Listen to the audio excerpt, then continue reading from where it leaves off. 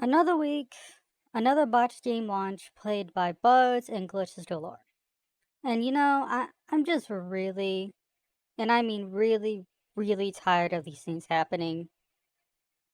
However, what I am more tired of is blatant media bias from reviewers on both the journalistic and content creation sides alike. Now, what is the topic of today's video? Well, if you've been living under a rock, Spider-Man 2 is out. Now, I don't need to explain who Spider-Man is, or even what the second game is. It's been highly anticipated since it was announced. Now, at the time of writing this script, Spider-Man 2 on Metacritic has a 90% reviewer score and a 91% user score. That's perfectly good for a game, considering if a game has above 75, at launch it's generally considered very high quality. However, this game is played with so many game-breaking bugs and glitches that I consider it unplayable, and to top it all off, these bugs and glitches have crashed people's consoles.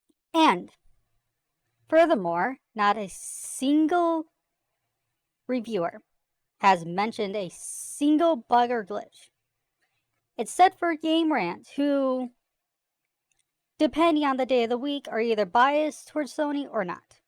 So that'll give you an idea of Game Rant. Even then, they have shown bias towards Xbox games and Sony games, so they're kind of neutral, kind of not. Anyway, back on the topic. These content creators and reviewers are pretending like bugs and glitches don't exist in this game. So, why don't we go back a couple weeks to the launch of Starfield? Yes, we are going there.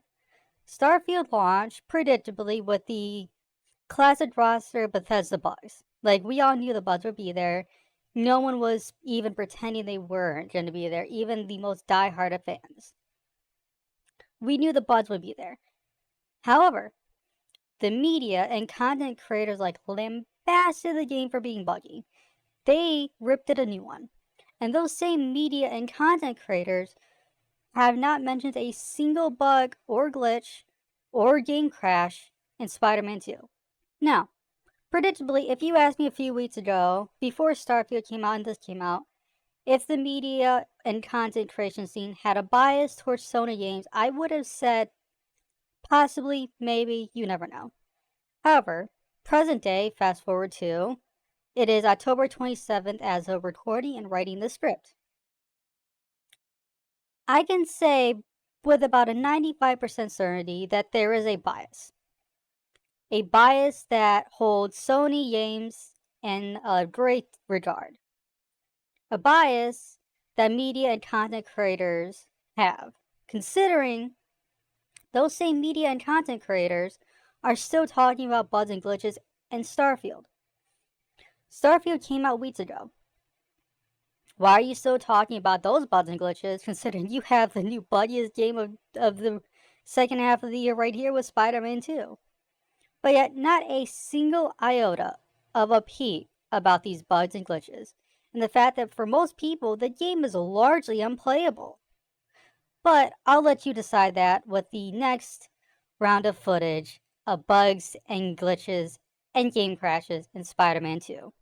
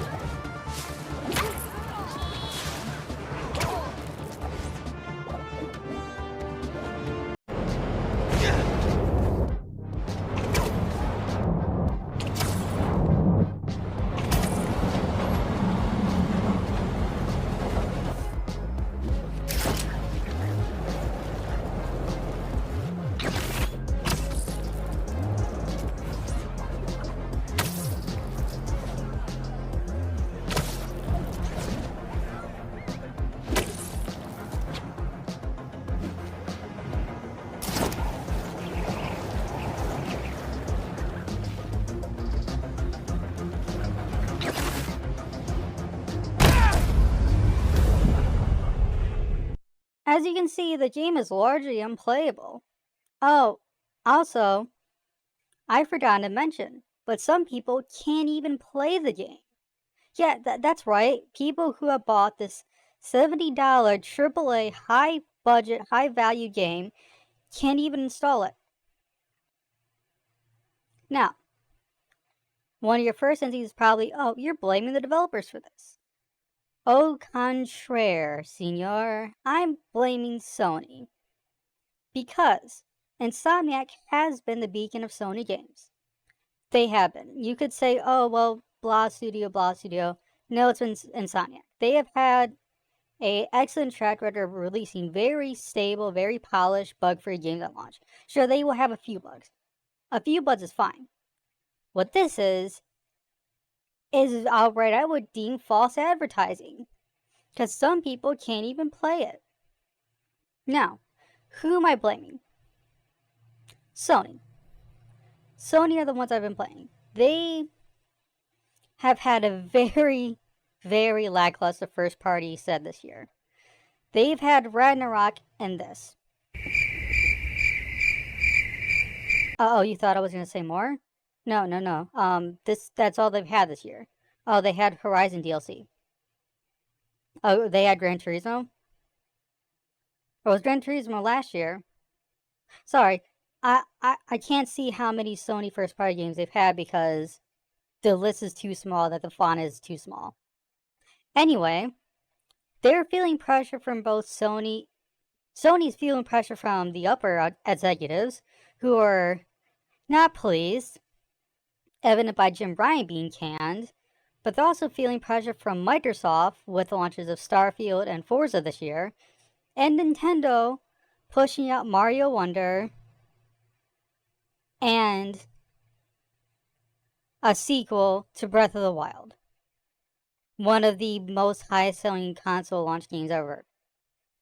So to say that Sony is feeling pressured would be an understatement, considering people are buying Switches just to play those two games, despite the new Switch being right around the corner. Now, I don't need to explain it, but I will because, there's fanboys who will probably watch this video, but Sony has a downward decline of production and quality from the last few years. That was evident with the very polarized launch of Last of Us Part 2. And around that time, some would even argue earlier, but the production and quality has slowly went downhill.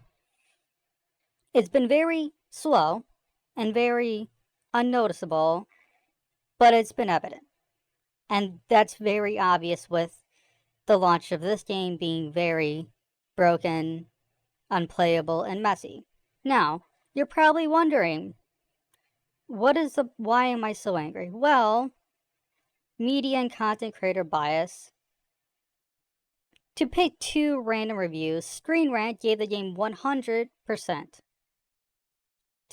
And I'll give it a hyperbole version, or a very shortened version of the review, saying it's a towering achievement every metric.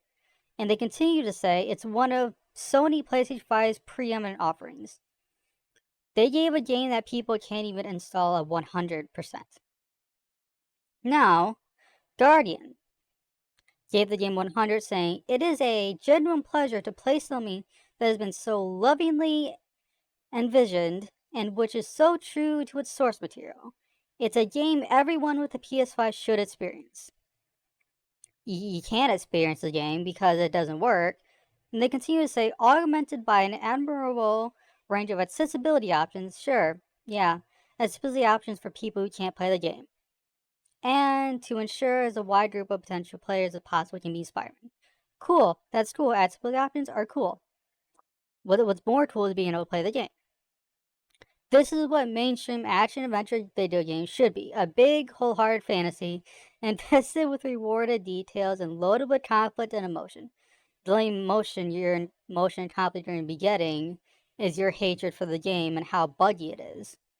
And they finish off with saying, in all the ways that count, Marvel's Spider-Man 2 is an embodiment of the famous Stanley motto, Excelsior.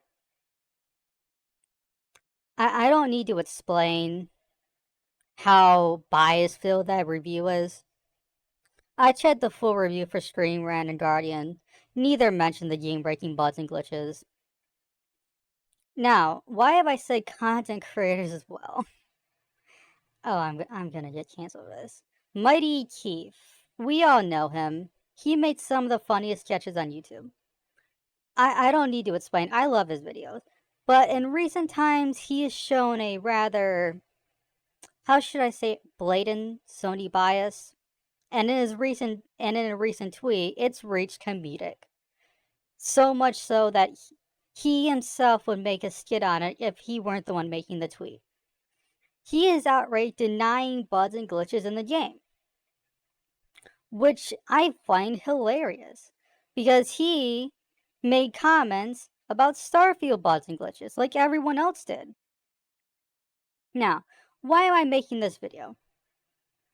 I feel the point is clear. The media loves Sony and more directly loves Spider-Man, and I think neither can do harm. And I quite frankly find it disgusting when they have called out games like Redfall, Gollum, Gotham Knights, and Starfield for having bugs and glitches, but all of a sudden, just because it's a Sony or Spider-Man property, they are just apparently blind to it. I find that to be hard to believe. To me, and here's my opinion, they're scared of Sony, because Sony will get rid of the review samples. If you remember not that long ago when Sony blacklisted entire creator and entire company for giving Gran Turismo a bad review? Pepperidge Farms remembers. But, that's just my 2 cents. So, with that being said, thanks for watching. Don't forget to like, comment, and subscribe for more videos. I try to upload 3 times a week, so yeah. Bye!